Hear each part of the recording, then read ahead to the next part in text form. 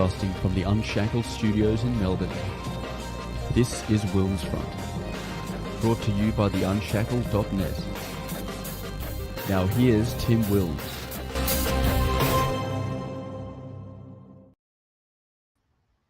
Hello, everyone, and welcome back to WilmsFront featured interview program on this special Friday, the 10th of May, 2024 program. We are broadcasting live on the WilmsFront YouTube channel, the WilmsFront Odyssey channel, and for some reason, Rumble wouldn't let me stream live tonight. So hopefully you're able to watch this on a Rumble replay. It is 7 p.m. here in Melbourne, Victoria, where from 2020 to 2021, we suffered the longest and most brutal COVID lockdowns, lasting 262 days in total. Victoria Police were deployed to the streets to suppress any dissent, to Premier Dan Andrews and Chief Health Officer Brett Sutton's lockdown orders, directions. But as the lockdowns became more extreme, more Victorians expressed their outrage. So Victoria Police escalated their brute force. One of their victims was MMA fighter and founder of the Australian Peacemakers, Nick Patterson. We were at an anti-lockdown protest on the 29th of May, 2021. Victoria Police dislocated his shoulder while defending his friend Jason Reeves as they charged at him in their full public order response gear. Victoria Police imprisoned Nick on remand for 29 days and then charged him with assaulting an emergency worker on duty, common law assault, and resisting an emergency worker on duty. If he'd been found guilty, he would have faced a mandatory minimum sentence of 5 years imprisonment. That would have separated him from his wife and 5 children. But after a 3-year legal fight, Nick has beaten Victoria Police with County Court Judge Liz Gaynor, who ruled in a pre-trial hearing that the Victoria Police body cam footage and statements were ruled they be inadmissible at trial. And so Nick is my guest tonight. Welcome back to WilmsFront and congratulations on your victory. Thanks heaps, mate. I appreciate being here, and it's a real blessing.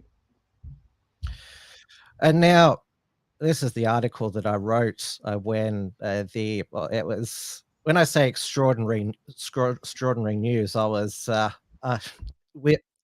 extraordinary pleased that there is still some justice in Victoria, because I was one of those who doubted you'd win against Victoria Police. I'd seen the justice system in operation when covering their trial cases and trials, persecution against patriots. And the way that it normally went is that the state would always find a way to get the outcome they desire.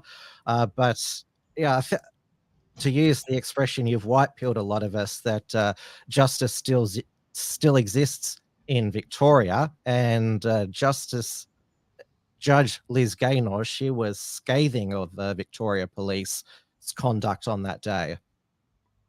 Yeah, she sure was. And just for your interest, this is the third time I've beaten Victoria Police for anti-lockdown matters that I've had in the court. You know, I've had one for keeping my gym open. I was convicted of that, and in the magistrates court, and I took it to the Supreme Court, and for a review, and I won in that instance as well. So that was another victory, and that actually set a precedent that wasn't published until about a year later. And many of the people in Victoria who had fines, COVID fines, had their fines, basically they were all thrown out. Not all of them, but the majority of them were, because of the precedent in that case. There was another one that I won, and then there was this was the big one. So anyone that says you can't beat the police and the government, and many people did say this to me, I didn't believe it. And if you don't believe you can win, you can't win. It's impossible to do that which you don't believe you can do. So I guess the main message is if you're right and you believe in what, you know, the principles that you're standing up for, or the principles you're being persecuted for, if you really believe it, you need to be willing to follow it through to the very end. And I think a lot of people don't do that. I'm not saying this is for everybody, but I think, and I've seen it in many other instances where people give up before they get to the end and have that final bit of effort that they could have put in. They go, you know what, I can't win. And that's where they lose. But you can win. It's very hard sometimes. And the 3 cases I had, so I've got one more too pending still, but the other 3, I won them in completely different ways. One of them actually pleaded guilty, but I said it wasn't my fault, so you can't give me a penalty. And the magistrate said, I agree. What are the critical incident response unit doing following you into a shopping centre car park? So although the offence, which was driving unlicensed, but it was after I'd kept my gym open and I was doing viral videos that were going viral, I had 4 cert, I think they were cert coppers, cert or port. They were tactical police, followed me into the shopping centre car park, laughed at me. So I knew it was because of my stance against the lockdowns, because I'd never seen port or tactical police before, ever in Cranbourne, and there were 4 cars that followed me into the car park. So I had some advice from a friend of mine who's fairly savvy on the law, and he said, look, just plead guilty and tell him, but it's not your fault, it's their fault because of, and for whatever reason. And the magistrate said, you are correct, I'm not going to give you a penalty, and I got nothing. So that was, to me, that was a win. And then the other one was Supreme, I had a review in the Supreme Court for keeping my gym open because I was convicted for that. And now the one that I won just recently, and it's with the help of the community at large, right? So it's not that I've done anything special. All I've done is I've not quit and I've rallied the troops, because with this big one, I know that the public pressure by, getting onto live streams like this one, Arvy's done a lot. He's covered, all of my court cases and all of my sort of journey through the COVID and many others, because you get people sharing what, the information that they're seeing and that's available, and spreading and disseminating that information, whether it be corruption, whether there's something that's happening that's not according to the law or the process. That information gets disseminated and it makes the police look really bad, which they should look really bad, because what they did to the all those people, even the ones who don't even realize how badly they were treated, it was so incredibly wrong and immoral. And then what we're able to do is expose that immorality, and that puts pressure on them. It's one of the only things we really have left to push the authorities to do the right thing is public pressure. We're watching, and you're going to lose your power if too many of these people become aware of what you're doing, including like even within their own ranks. I think police, there's corrupt police, right? And then you've got the good ones in there who will potentially speak out. And when all of these dark, evil things that are happening by police officers, especially tactical police officers, when that starts to become exposed, and many of the police officers within the police force, or even the family members of other police officers, become aware of this. Let's say one family member and let's say you're involved in, let's say, that big incident where I had all the police run across the road and start bashing us up, and we had a big fight with the police, like 30 of them. Let's just say that footage was not shared on any mainstream channel. But let's say somebody within the family each of those police officers' family members, there might be one person that saw it on RV or somewhere else, and then they share it amongst their family, and then they start getting having these sorts of discussions within their own family. See, that's all pressure, and it's a pressure that we can do if we just put the effort in to speak as loud as we can. And I just apply the biblical principle that he who endures to the end shall be saved, which is where we get the legal maxim, he who leaves the battlefield first loses by default. And the other principle of shout it from the rooftops, be as loud as you can. Hey, this is what they're doing. And when you're speaking the truth, it's different if you shout a lie from the rooftops. When you speak the truth from the rooftops and you keep doing it, something happens when people start to listen with their ears and perceive, and they start to think, yeah, he's right.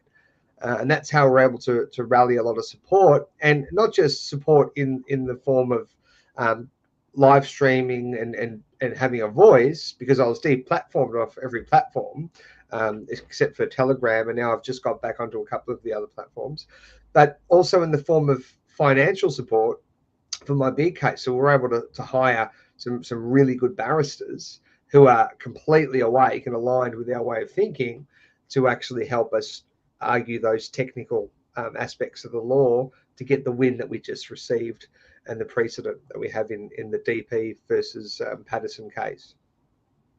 Well, all of us who've gotten to know you over the last, well, it's over 4 years now since it all began. We knew that you were never going to give up, take a deal, and you're not somebody who's easily intimidated either. I mean, part of the all throughout the lockdowns, Victoria Police, their aim was to have the process as the punishment, and it's not just with your case, but going back to this article, when it got before the court, cases collapsed against Monica Schmidt, Topher Field, Zoe Bueller, Sol Malin, Jamal Abazi, Simon Timothy, Marty Fucker, Sam Crowley, and your co-accused Jason Reeves and Adam Rube. So all of them are also very principled freedom fighters who certainly weren't going to give up, be cowed, or take any deal. And it just, the fact that Victoria Police, it all became too hard for them, it actually proves what you and a lot of others, including the activists I just mentioned, that a lot of what the Victoria Police did, and that was decreed, directed, mandated, might not have actually been legal. It wasn't legal. I was speaking to a King's Counsel that we had a meeting with. It was my cousin organised it, and I had a chat with him, and he was actually calling out the lockdowns. Said there was never any legal basis for them ever. We ran in our latest case. We ran a collateral challenge to the lockdowns because my co-accused Adam and I and our legal team knew that there wasn't any evidence. There wasn't sufficient evidence to establish the lockdown. So we have a right to do a challenge to the validity of the lockdowns or the legality of the lockdowns. And the prosecutor had agreed to provide affidavits, sworn affidavits or sworn statements from Jenny Mikakos and what's the other one? Brett Sutton, the health minister. The chief health officer. And this went on for about nearly a year, and they still hadn't provided the material that they had promised to provide. Then they were ordered to provide the material, and they still didn't provide it.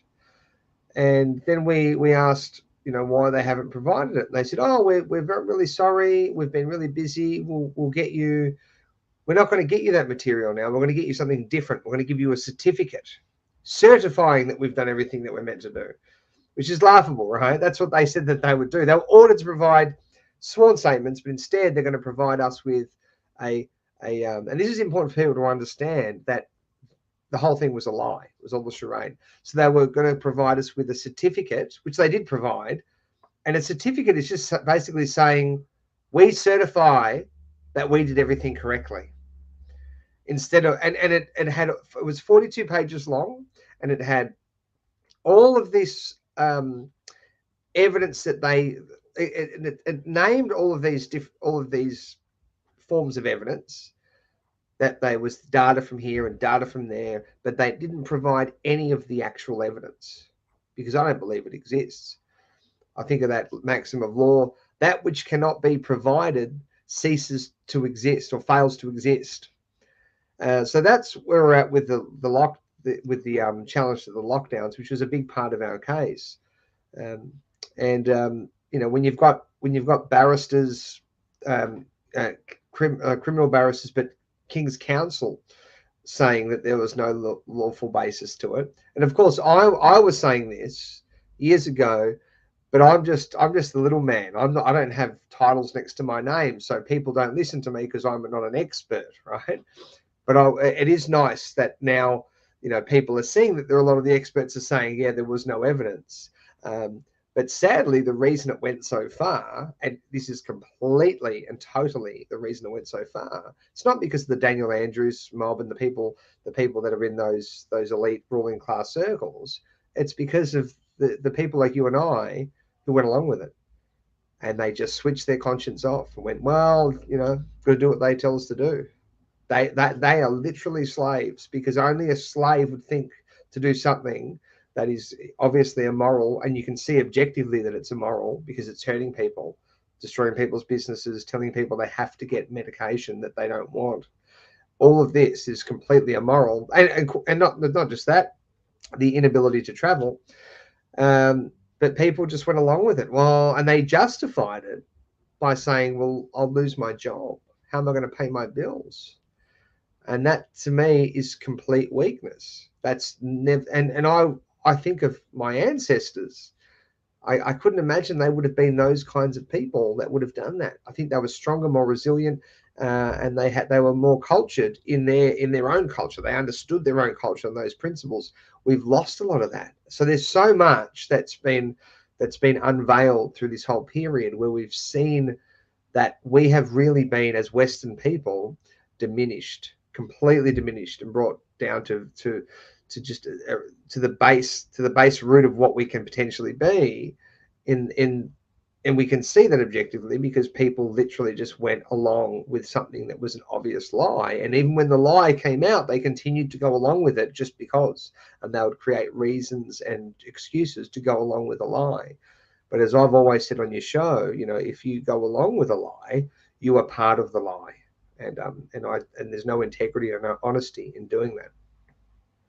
Oh, well, to use a quote, twist a quote from Dan Andrews, it could have all been over if we just all collectively decided that it would be over. Because look at now, COVID is everywhere. It's, in fact, what is it? The flu and RSV. There's been more cases of that recently, because I still follow all of the various COVID data just to see, because the COVIDians, they're called, they just won't give up. I mean, there's still people in 2024 wearing masks in shopping centers, even alone in their car, driving in their car. There is a lot of people at the time who believed, well, what they were supposedly seeing in New York and Italy. And so they fell for the propaganda. And I remember very early on, when I think it was when Richard Wilkins caught COVID from Tom Hanks, and he said, I feel fine, I feel fine. And shouldn't that have rang alarm bells that this, wicked enemy, Dan Andrews called it, highly infectious virus, Richard Wilkins, who's actually pretty old, was perfectly fine. Well, I mean, when you've got to force or coerce the population to take a medication that, for something that they don't even know they've got, they've got to test them to know that they've got it, tells you it's obviously not that dangerous. It's not really, I think we've just let things go, leave things be. No, we have to shut everything down. And we've already organized this whole massive infrastructure of controlling everything. And we're going to suspend the Human Rights Charter, although we haven't suspended it because we have to do that in Parliament. We shut Parliament down. Everything was wrong. Anyone that can use their brain can work that out. You don't need to have titles next to your name to work it out and put that, contrast what you're seeing with your eyes with what sits right with your morals and what you already know, to go, now this is not normal, this is not right, this no, they can't do that. And they did, and they kept going. And I believe that if we didn't rally and speak out and break the narrative down the way we did, I don't think that it would have stopped there. It would have kept going, because their power, like the ruling class, this is always throughout history, that they get their power from their ability to perpetuate a lie, right? You know, whether you look at it like whether it's transgender rights, you know, inclusivity in schools, or if it's climate change, okay, if it's something like that, even our money, the economics, right? They have to convince you of something that's not true to justify taking something from you. So it's not a system of having leaders that lift you up and make us all better. It's the opposite. They're going to take something from you because of this lie, which is there's this dangerous thing that's happening. So for that reason, we have to you know, bring these measures in. But the lie, once that's broken down, fails to have the power over the minds of the people. So when people speak out, what happens is they get targeted by the ruling class because you're attacking their power base. Hey, don't you do that, Tim? Don't you keep talking? No, you're speaking the truth. We don't like it because we need this lie to justify the power we're going to take next and the measures we're going to employ against the people. So you need to shut up, and if you don't, we're going to attack. We're going to get police to bash you up, lock you up. We're going to charge stack you with a multitude of false charges. Then we're going to put you in jail. Then we're going to bail you with a full gag order restricting your ability to speech. Oh, and by the way, we're going to kick you off every social media platform as well, just in case you don't follow that gag order and adhere to it. We're going to take away your social media, and we're going to contact Facebook, Instagram, all these places.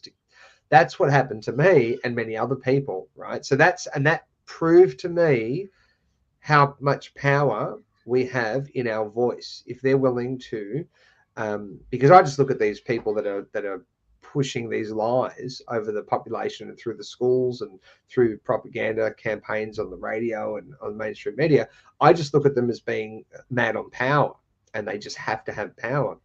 So if you have a platform and you're speaking the truth, and they will put so much effort into you know, diminishing your character in the mainstream mindset, or you know, so that the mainstream people who watch mainstream media go, oh, that's that cooker, that crazy man. Or if they're willing to kick you off social media platforms, and to drag you through the courts for years, and to put, you know, bail you and do all the, you know, this is a lot of tactics. It's a lot of effort. It's a lot of energy. What for? To stop you speaking. That's how powerful your speech is, which is, I think, why they're bringing in legislation to restrict speech. They have to, because we're speaking more and more, and we've got social media platforms that enable us to speak, although they're finding, you know, very, very intelligent ways to shadow ban people and to control the traffic of and the flow of that information. I remember your loudest critics at the time, Lucky Lance, real name Lansley Simon, said that the Victoria Police case against you was a slam dunk. Now, he's disappeared from social media. And the other one was Anxious Aussie, real name Katrina Bailey, who said that you were spreading legal misinformation. She was also petrified of COVID and believed that it was a bioweapon. But let's have a look at Judge Liz Gaynor's ruling for a moment. I think my laptop's slowed down here for a moment, so it'll come up here.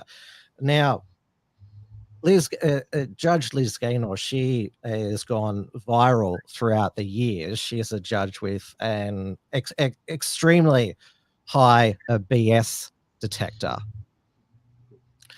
And so she... it's clear from her judgment. I'll see if it's not working there. I've got the ruling here. You go to points 98 to 99. That's where she really unloads on the police's conduct that day. If you simply Google Judge Liz Gaynor, there's a current affairs story from a few years back where it has her greatest hits, where she during sentencing, she's just giving it to these real actual violent criminals. I'll just share screen. I'll share screen. Give me a second. I think I have to. What I'll do, I'll put it in the Google.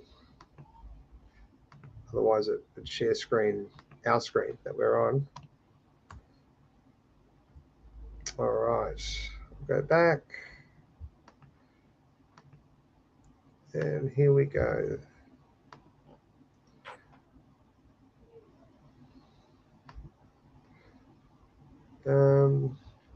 Oh, actually, there we go. That'll work. Share. There it is. So you want to go to 98? Yep. Sure.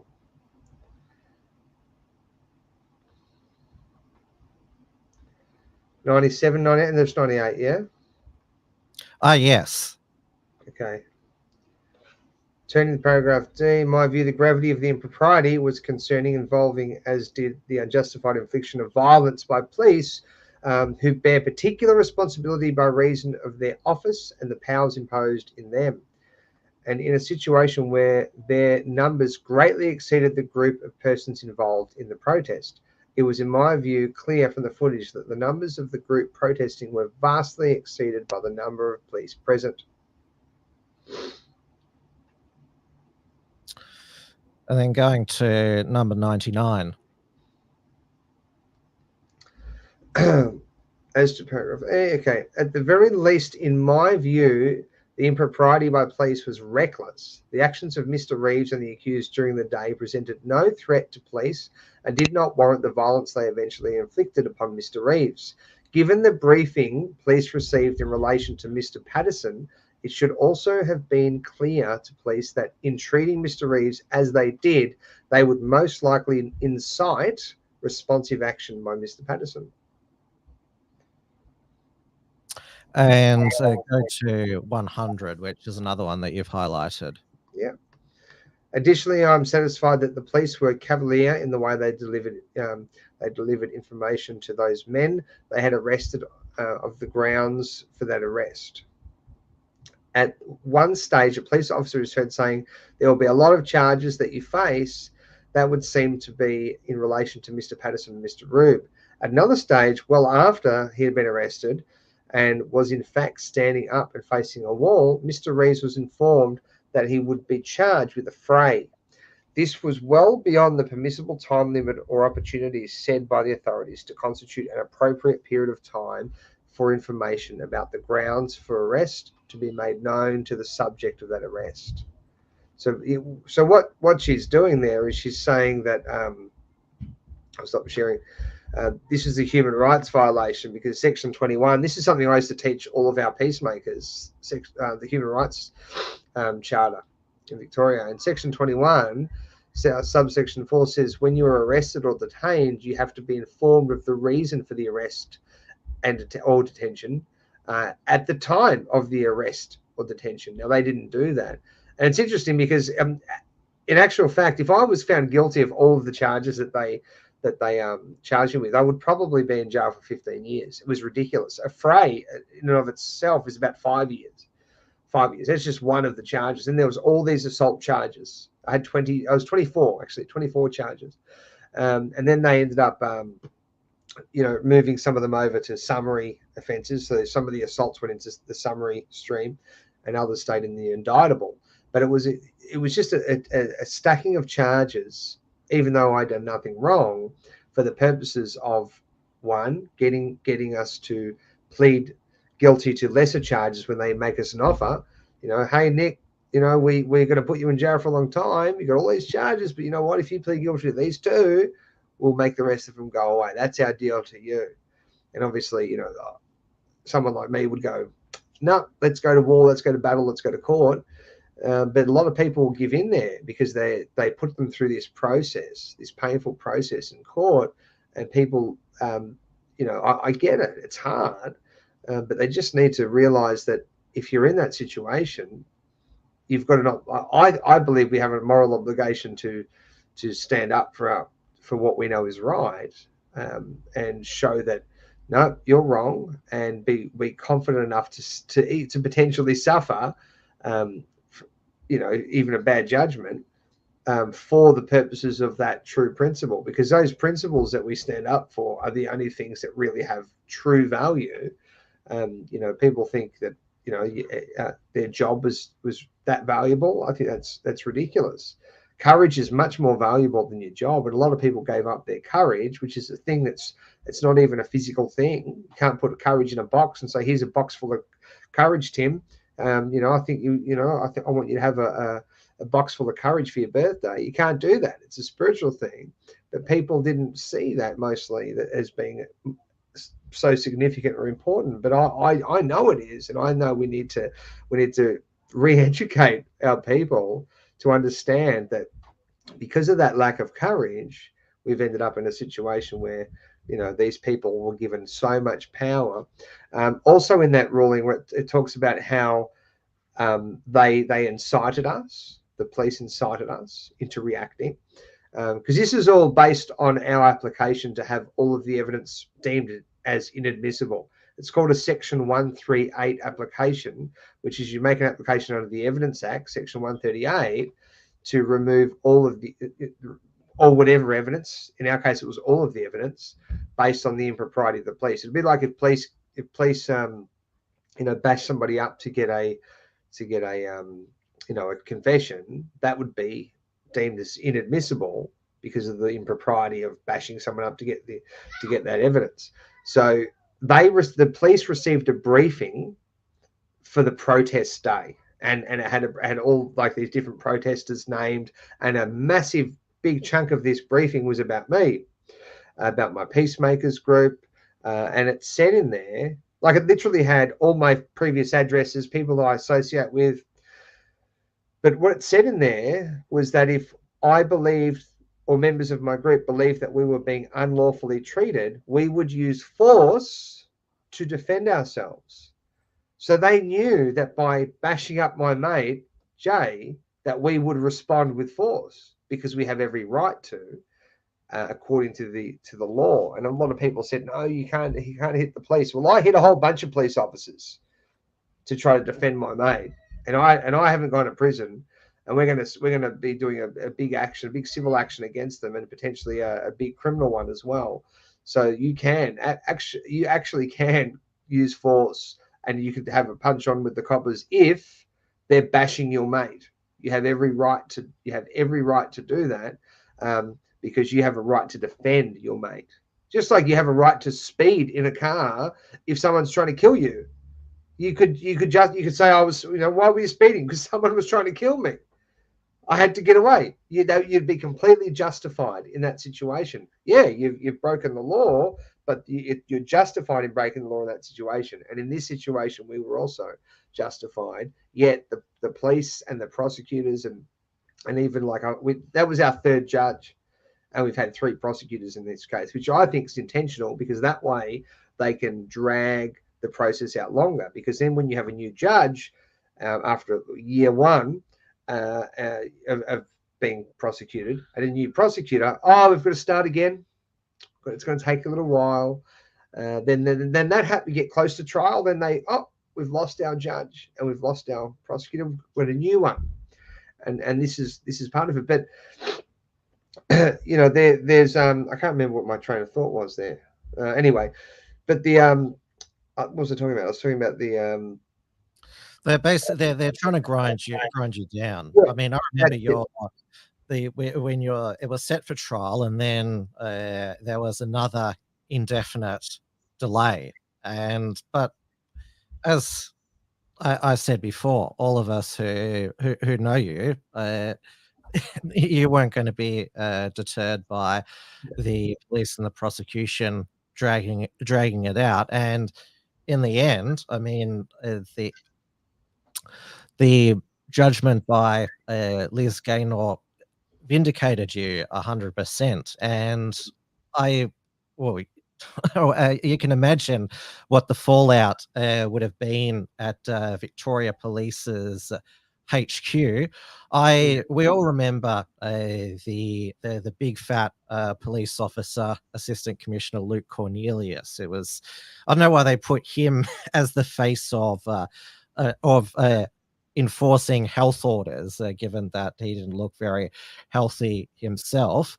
And now he has been, I'm not sure if you're aware, moved to the Human Resources command. So he's been moved sideways. So I think I've got the Victoria Police chart here. So remember, he was the one that sent out all of those letters warning you not to go to rallies. So he's in charge of what is that? Business partnering and workplace relations, HR, people services, recruitment and deployment, health, safety and well-being, and gender equality and inclusion. Well, there you go. The police command's obviously completely rife with corruption as well. I don't know if you saw it a while ago. There was an ex-police officer from the fraud squad that he had an IBAC statement that was leaked, where they had all the evidence to prosecute a number of Labor politicians and staffers for the red shirts rot, and the what was his name? What's the police commissioner's name again? Shane Patton. Shane Patton, yeah. So Shane Patton was one. I think it's Shane Patton was one of the people in police command that quashed the investigation, even though all the evidence was there. And then not long after, he was promoted to his position that he has now. So you can see that the corruption it's deep, and obviously they always that saying that we're familiar with, the fish rots from the head, right? And it's obvious that that's what's happening. And when you speak to ex-police officers who have left for political reasons or moral reasons during the lockdowns, and I've spoken to heaps of them, they all say it's police command. It's police command that are pushing this. It's like it's a little closed little system of these people that are just corrupt, that are obviously getting money from somewhere, or there's somehow they're being influenced to push these agendas, and it's completely unlawful. And then the police go, what do we do? And obviously they've had their power taken away, so they can't really do anything. They're meant to have a police union, but we know what the unions are like now. They're all bought and paid for as well. They don't serve their primary function, which is meant to be representing the people that work for the in the industry. Well, a lot of good police, they quit on principle at having to enforce the COVID lockdowns, and now, imagine our shock that there's a major recruitment crisis, and the solution is to re-examine the applications of 40,000 who were knocked back or expressed interest in careers information session or the police fitness test. Will be contacted as the force looks to bolster at ranks. Now, well, the police fitness test is so ridiculously easy that it's not even a fitness test. You couldn't call it a fitness test. It's like 5 push-ups or 7 push-ups or something. I mean, that's my little children could do that. It's ridiculous. So they're not. If police command was decent and good, and they adhered to the law, and they were moral, and police officers had to be exceptional in some ways, or had to be physically fit, tough, had to have some acumen, I reckon a lot more people would be driven to become police officers. Yeah, I could use my mind and my body to enforce good laws, and good policies, and I'm happy to defend people's rights and their freedoms and good governance, but that we don't have that. What we have is we've got a whole lot of people that just went, no, I'm just going to do what they tell me because I'm going to keep my mouth shut, because police command, they're the ones that basically will give me a better job later on, or so I've just got to shut my mouth and be quiet. That's not people like myself. I'll give an example. I would never want to be in a job where I just sit there and just do whatever task to get money. you have to. There's a lot of people out there that would be probably really good police officers because they have these morals and they want to do good. But the police force is not a place for that because there's no place for it in the police force. And I've got 7 ex-police officers that have been helping me with my big case. So I speak to these people regularly, and they're disgusted at it. One of my mates, actually, he was an ex-tactical police officer, and he said to me, "You went to jail for 29 days after they did that to you." He said, "These people are not police; they're robots." That's what he said. But I think it was in much harsher language. This is what these are the good guys. So they've all been sidelined because of police command, and that's the problem. So we need to clean that up. And I don't know how you do that. Well, it seems to me, the only type of people who would be inspired to join Victoria Police after their lockdown brutality are sadists who would get a thrill from choking a woman or knocking down and pepper spraying a granny.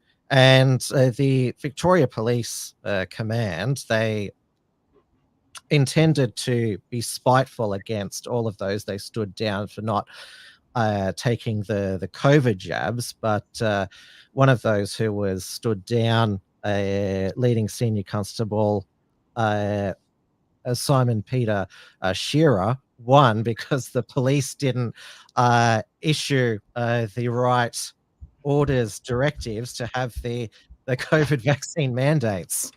So they couldn't even write their own mandate. Yeah, in WA, my cousin's, her husband's a police officer that got stood down for not getting the jabs, and they've gone through the appeal process as well to get their jobs back. Because basically, if you got stood down if you refused to get the jab and you were stood down, you could never. It's like a life ban. You can't work in security. You can't work in anything related to that field that's licensed by the police. And just think how ridiculous that is and how immoral. I mean, it's so immoral. The whole thing's immoral. I mean, obviously, it's a big conflict of interest. It's a big cartel, and I like to share this with people. When you put it in perspective like this, the executive government appoints the judges. They appoint them.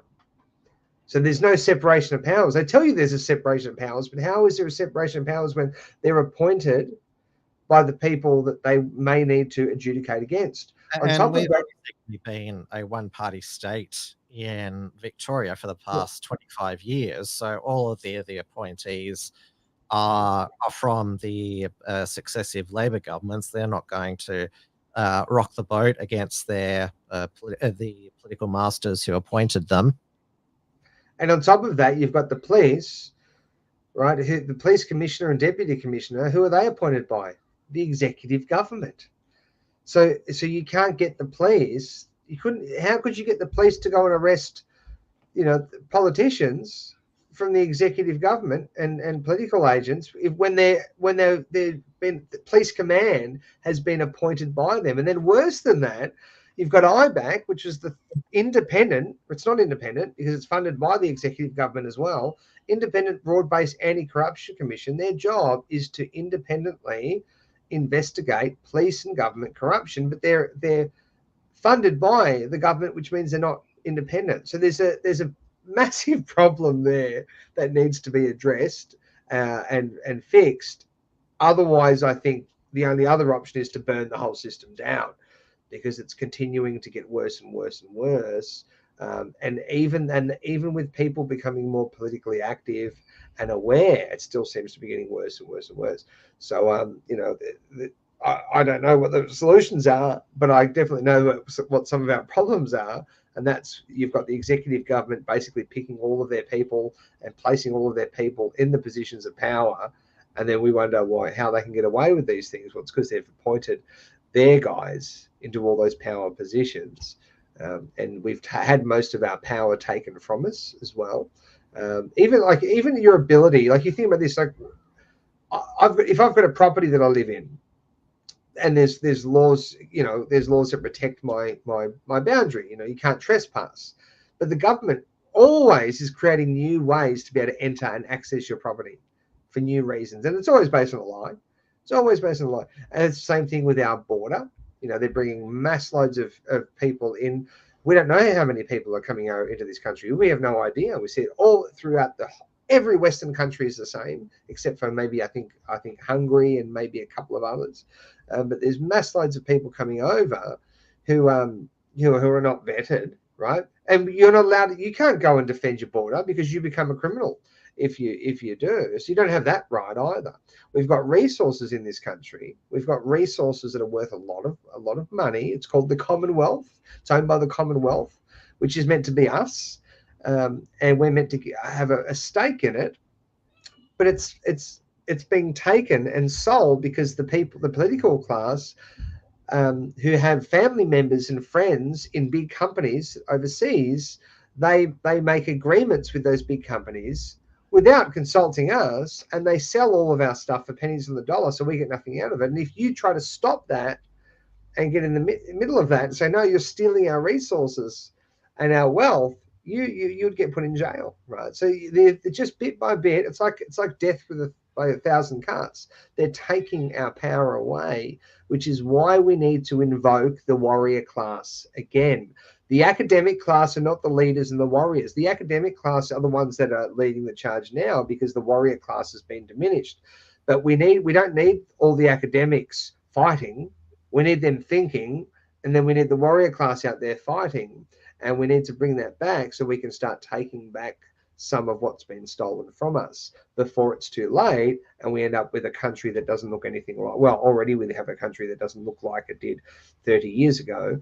But that's what's happening. We can see the Marxism in the schools, which is obviously an agenda to make the people in the schools hate our society and our Western culture. And then you've got the other element, which is the mass immigration, which is changing the dynamic of our society. And on top of that, and while this is all happening, we've got all these other battles happening. The government, who's corrupt, who's bringing all of these awful agendas in, like restricting our speech with legislation that restricts our ability to speak, giving jobs to their mates. They just create their own jobs. I mean, that's the government, right? That's how they operate. I've got, my brother Jimmy over there, he would like a job and he likes to do these things. And so we'll just make a job for him.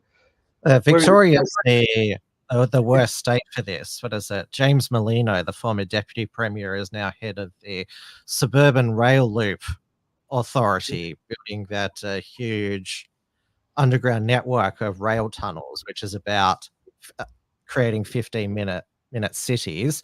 I mean, as you've just said, they've moved on to other agendas since COVID doesn't work anymore.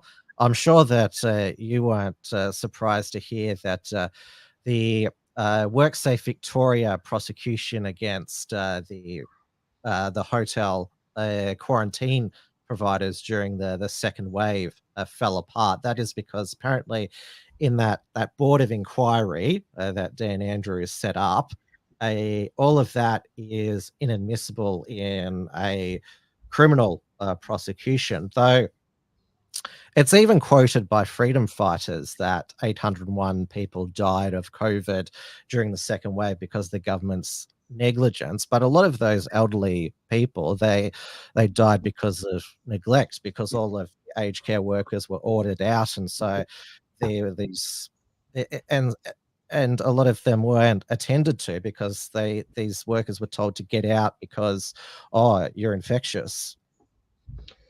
Yep. It's the a good tree can't bring evil fruit, and an evil tree cannot bring forth any good fruit. And that's there. You can by their fruits you shall know them, and we can see the fruit of this government that we have. It's restrictive, it's disempowering, and they have an agenda to destroy our society. And you can see it with all of the hatred that exists especially as you go into the inner city towards our culture. I look at our culture as being a Christian culture.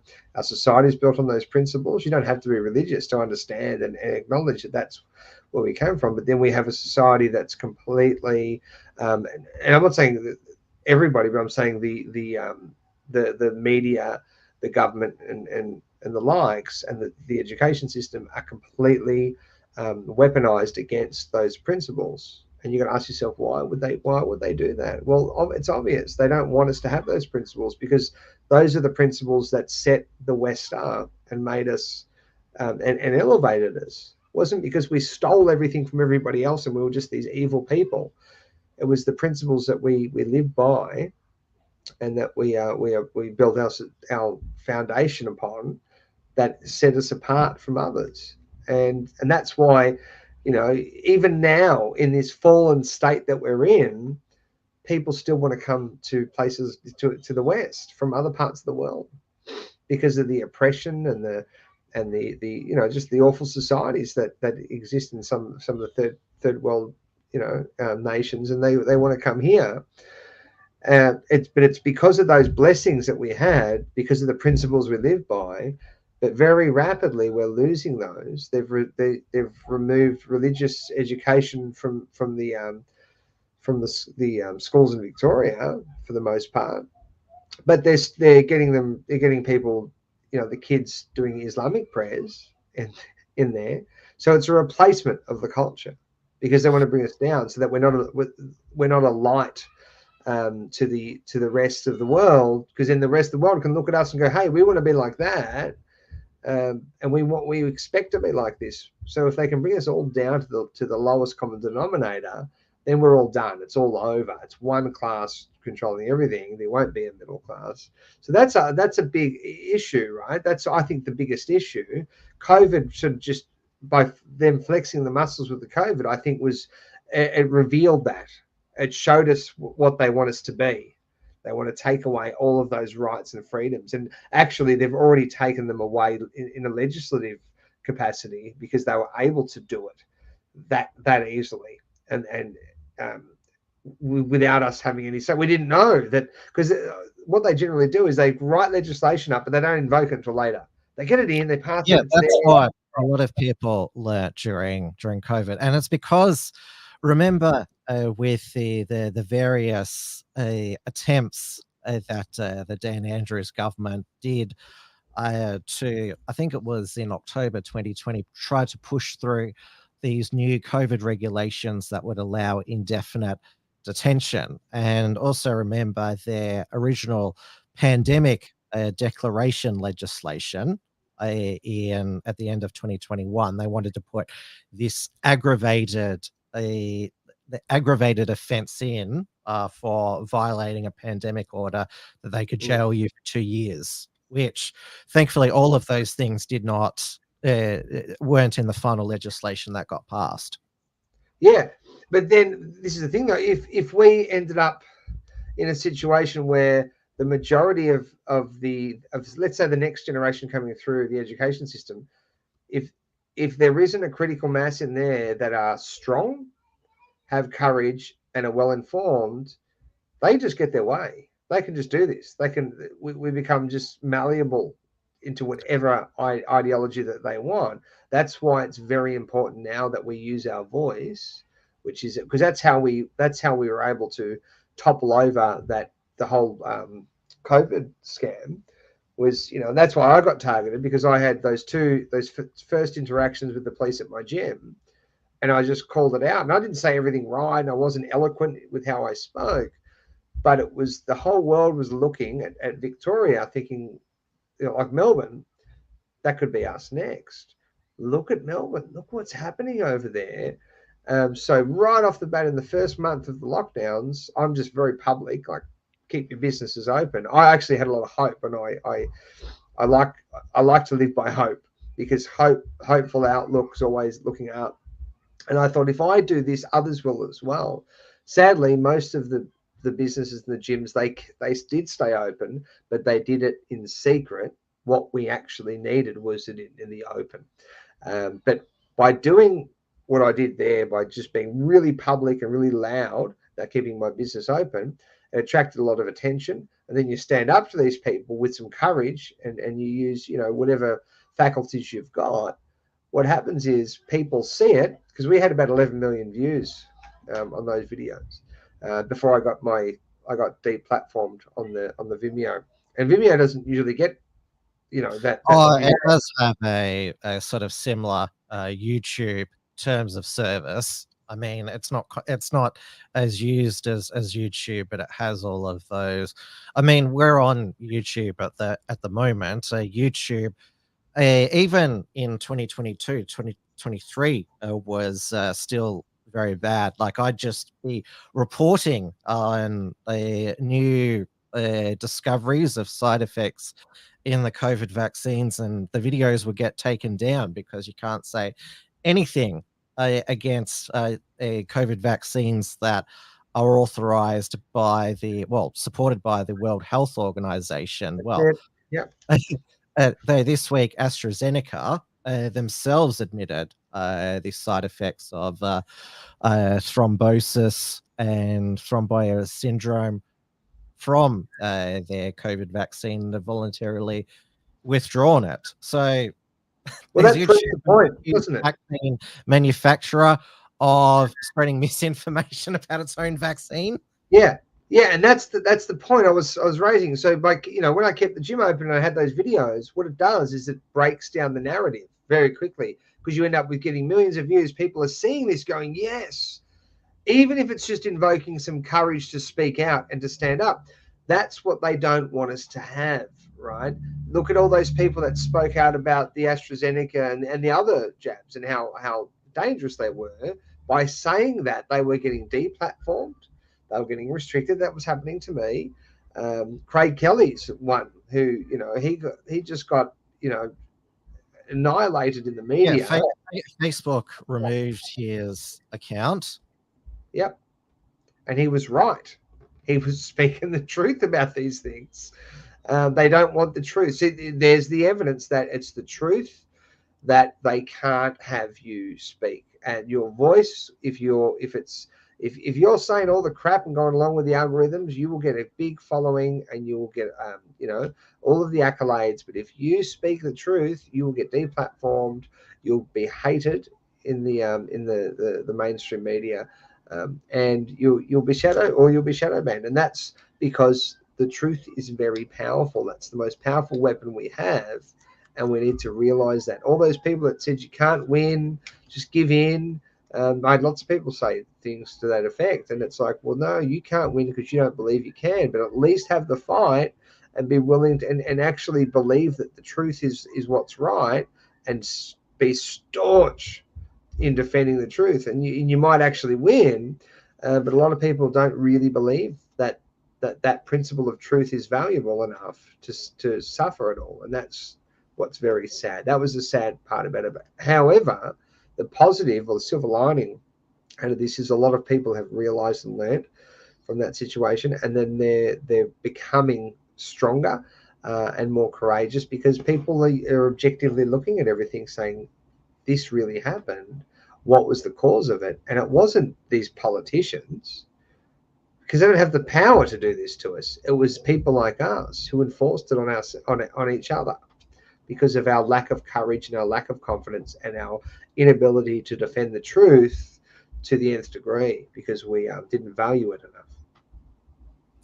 There's still a lot of people who they don't want to admit the truth, but the truth has slowly trickled out. And again, the Victoria's own WorkSafe, they have been paying out millions in compensation, 6.8 million to 130 Victorians with proven illnesses related to the vaccine. That's an actual admission.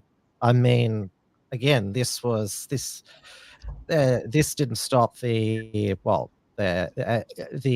governments at the time enforcing the mandates, which again was something that wasn't even legal. Because do you remember last year, all private employers were told to destroy COVID vaccine data they'd been asked to collect because of privacy legislation, and then also it was all deleted from the I think from the Medicare connecting to the My God, apps. oh yeah. Yet they'll say to us, if you've got nothing to hide, then you shouldn't need to hide anything. You shouldn't need your privacy, right? But they have plenty. I think there was a movie where they would. I remember I watched some years back, and it's this big company, and they've got all the paper, and they're just shredding everything, right? That's what I think of when I think of the government doing things like that. They just have to get rid of all of the evidence. Get rid of the evidence because they're criminals. They're absolutely criminals. Just destroy the evidence, burn it. Because the people are speaking the truth, and they've worked us out, and they're organising, and there's some police and there's some government agents that are actually on their side. What do we do? You know what we do? We just keep speaking the truth, and we don't budge on it ever, not even an inch. You give the devil an inch, he'll take a mile. And we need the warrior class back. Can't be the academics doing all of the fighting. That's not their job. That's not their role. It's not their lane. We need them to instruct the warriors, and the warriors need to come back in there and put up the good fight, because that's what we're lacking. And I think that's part of why you see all of this rhetoric against men being men, because a lot of the men are the warriors, and there's an element of the men that are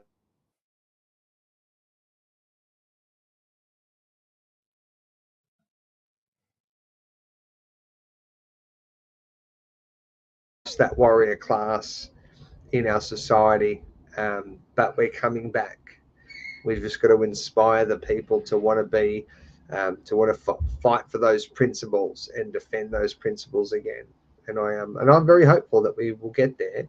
We just have to go through the hard work and be more like the Spartans, not so much like the Greeks of Athens.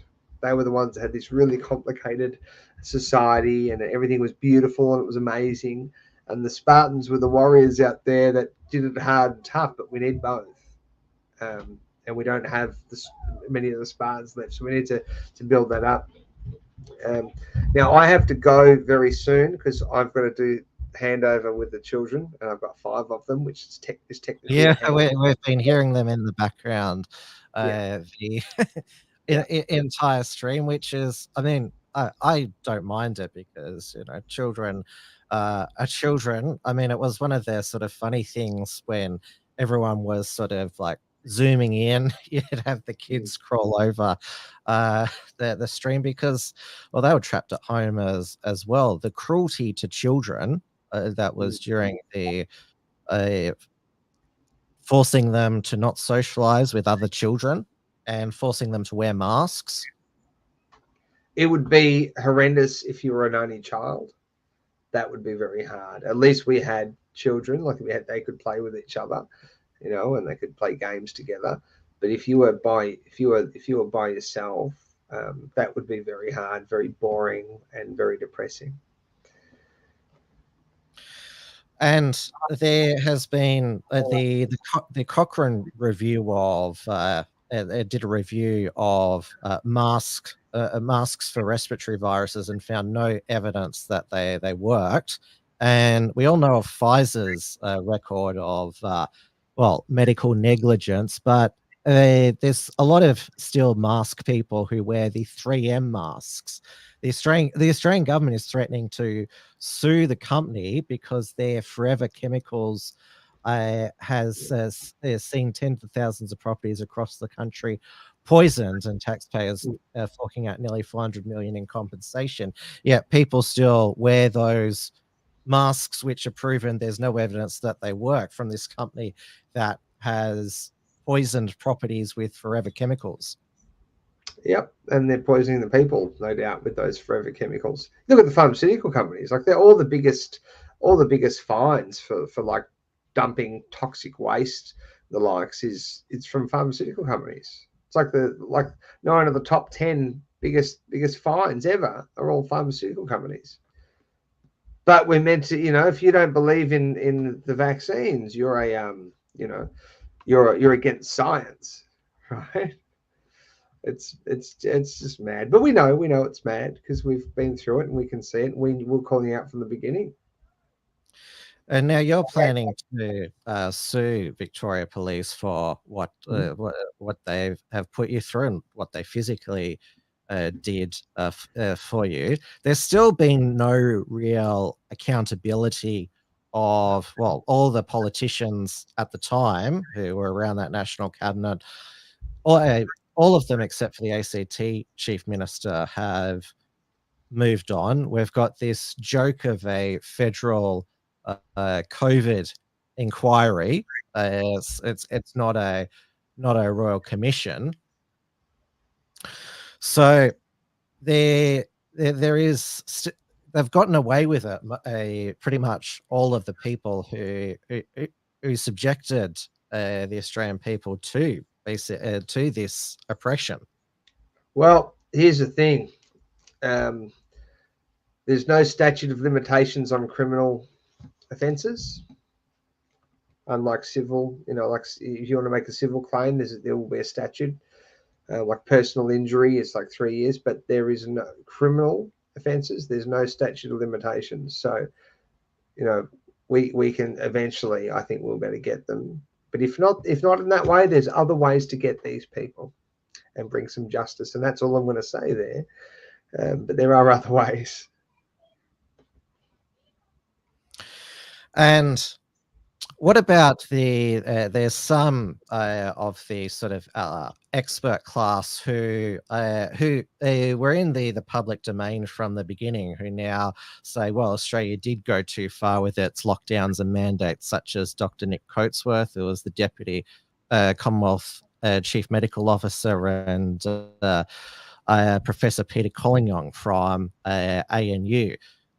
Should those type of people be, say, given mercy at a hypothetical Nuremberg 2.0 trial, or should they still need to be held accountable? Oh, I think everyone needs to be held accountable. But I think if people are actually, if someone shows remorse, I think we have an obligation to show some mercy.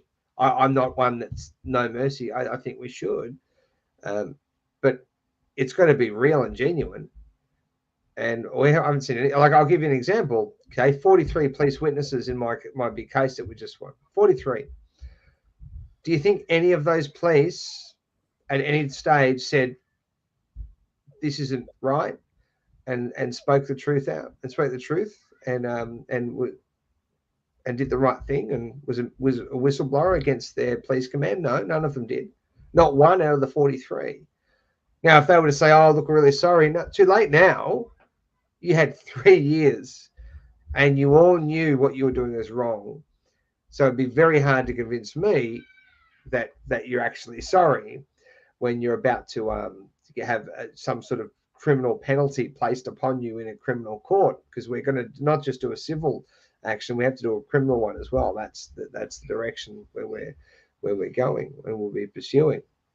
But I think if there was genuine like repentance, let's say that the people went, you know what I did was wrong, and I'm willing to accept that penalty, but this is, and they gave you, let's say they named all the names and put their own lives at risk. Like, okay, then we should relent, if in that's kind of a situation. But unless they're going to do something to that, that proves that they actually are sorry, because you can't do something for years and years and years, and then at the last minute when you're about to get in trouble, go, "Oh, I'm really sorry," and expect people to accept it. There's no way. But if they were to say, "Hey, these people coerced us and we were given death threats, this happened, that happened, this is how it's going down, I'm probably going to die because I've named these people, but it's the right thing to do," well then, okay, I'll take that. Also, sorry means you're not going to attempt to do it again, because we know that, the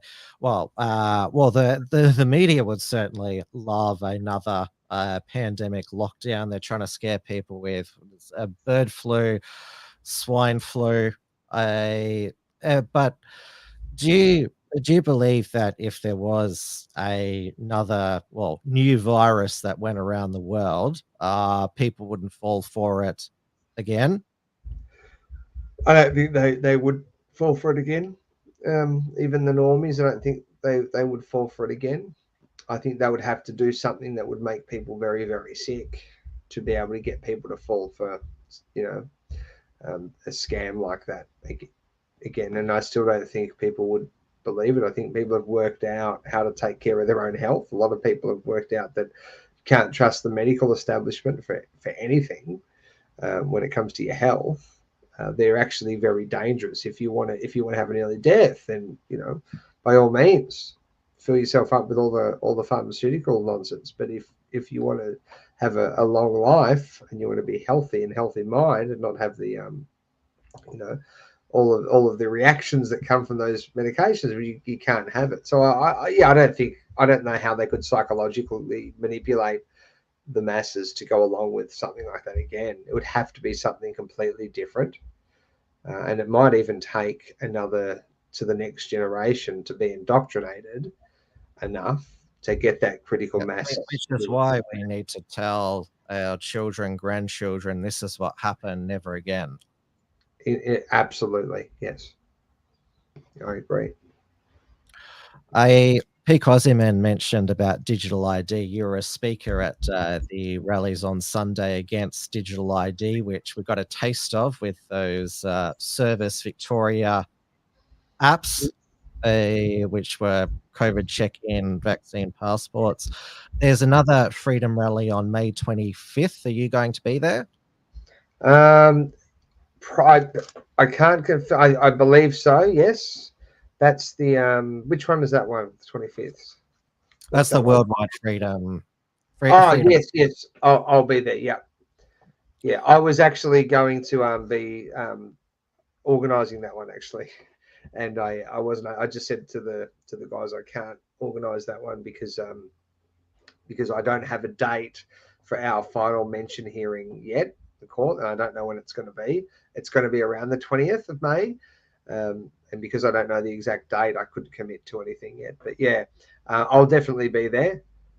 And I think there's a few rallies coming up, actually. It seems to be that there's more and more protesters, but they're not all protesting for freedom and truth and justice. There's all sorts of, we've got a lot more Marxist ones. I think there was a, at the digital ID rally, there was also two other big rallies. One was a pro-Palestinian rally. Yeah, which are the same people who are part of, the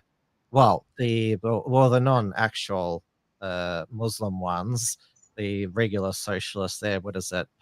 Other days they've been part of Trans-Tifa, Extinction Rebellion.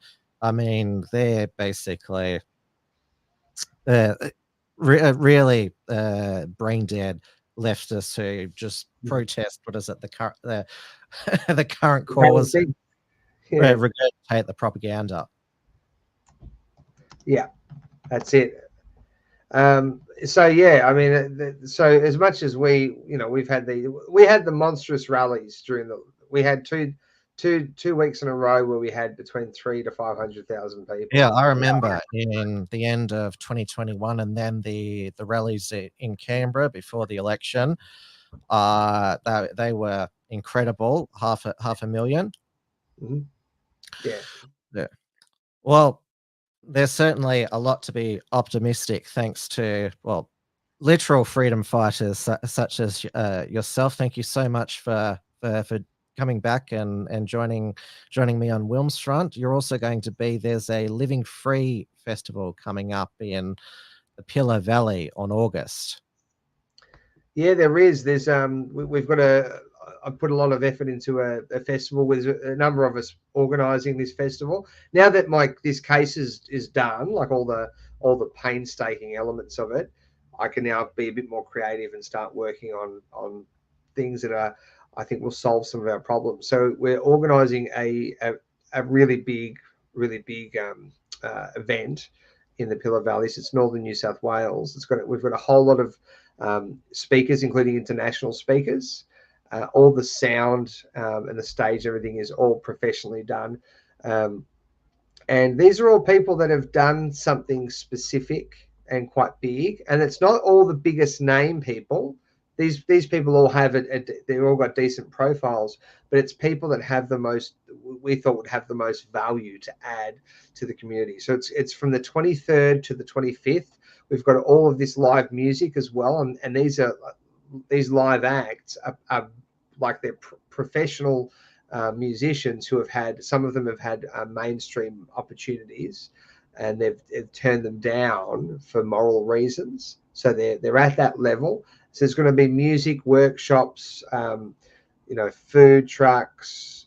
It's family friendly, people of all ages, which is always the best. If you can get together in the community with the older people, the younger people all together, that's where I guess the magic happens, and we're able to really have that full spectrum of joy. And it's about solutions. We need to get over all the things that have brought us down and all the fear. We need to break that narrative and stop fearing, because the fear, all it does is it goes to war with our faith. It brings its friend doubt into our mind, and doubt just goes to war with our confidence, and then we get brought down to nothing. But by having events like this, and this will be the first one we've done. My mate Dave used to sponsor me as a fighter. He's putting a lot of money into this.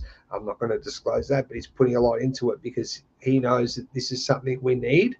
The mainstream, have all of their festivals, and we need to do one that's for freedom people who care about our country, care about our rights and our freedom, and I want to focus on the things that we have control over. And which is another thing I just want to mention is, I learned this from fighting. There's a lot of, we're being bombarded on the alternate media with all this destructive stuff. And a lot of the name people, fear that are out there telling us things that, this is all going to happen. You're not going to be able to do anything. That's garbage. We have a lot of power. If you believe you can't do anything, you won't be able to. And if you've got fear coming into your mind, it's going to affect your health and your well-being and your creativity. So don't let it in. And if you want to come to this event on the 23rd to the 25th, there's going to be camping there. It's going to be an amazing event. You can buy tickets on our livingfreefestival.org website. Yeah, I just put the link to the chat. Yep. And there's I'm going to be going down with our whole family.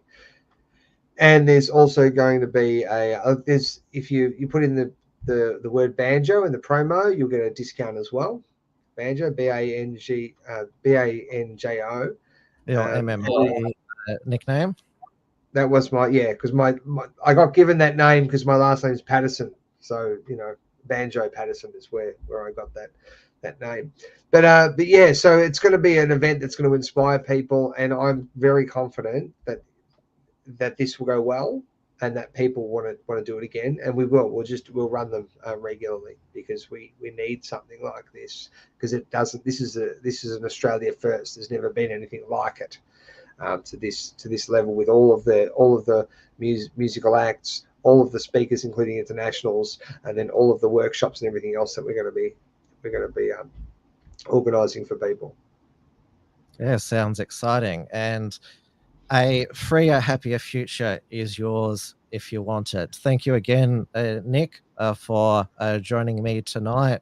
And thank you for everything that you've done for all of us. You truly are an inspiration to so many people. Oh, thanks for the kind words. I really appreciate it. And I'll keep doing what I can and whatever God puts on my heart to do. And thanks for giving me a voice. I appreciate it. My pleasure.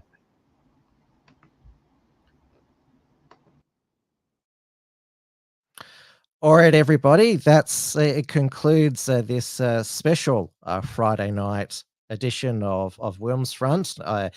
And now, as you can see, Nick is he's busy with is being a father and providing for his family, and has also got a lot of other speaking engagement, and is in demand on lots of other podcasts as well. So Friday night was the only night he was free, and I was more than happy to accommodate. Now, I'll be back with another WilmsFront on the regular time, which is 9 p.m. Melbourne time on Sunday. on the WilmsFront channels. So my guest will be another New Zealander, Adnan Belushi. So he has started up a fake news that could be real satirical site, the Gospel Trope, and also real news that should be satire, not the Gospel Trope. And also has his own podcast as well. I came across him because he interviewed another WilmsFront recent guest, William McGinsky, who's the Zeitgeist NZ. And also, I'll be back next week on New Zealand's Reality Check Radio breakfast program with Paul Brennan doing the Wilms Report, Australian news. I can't wait to get back into it. They had an incredible fundraiser, Reality Check Radio, where they raised over $500,000. It was very extraordinary. That there's just so much demand for freedom, truth, media in New Zealand. I put their website, realitycheck.radio. Now, of course, remember, if you want to support the work of the Unshackled, you can take up a membership, the unshackled.net/membership, or subscribe to our Substack. That's how I communicate with our email supporters now. So that's the unshackled.substack.com/subscribe. And of course, I will be back on not just on Sunday, but on Monday as well, 9 p.m. Melbourne time, with another Tim's News Explosion. And there is a lot that has, of course, happened this past week that I've got to cram into a weekly news blast. And there'll be new reports from Richard Wollstonecroft coming soon. He's been on holiday in Thailand, but he'll be back very soon, and we'll film some fresh reports, and he'll have some strong opinions. And he'll also return to Sam Newman's You Cannot Be Serious podcast as well, where he's known as Dick the Muff Man because of the Melbourne Underground Film Festival acronym. So thank you so much, everybody, for joining on this Friday evening. Enjoy your weekend, and I'll see you back on Sunday night. Remember, stay safe, stay sane, stay free, and stay optimistic as well. Remember to like this video, give it a thumbs up, comment below, share, because it all helps with the algorithms as well. Good night, everybody. Thanks for tuning in to WilmsFront. Visit timwilms.com to view the archive of episodes, and keep visiting theunshackled.net to view all our shows, and to keep up with the latest real news and analysis.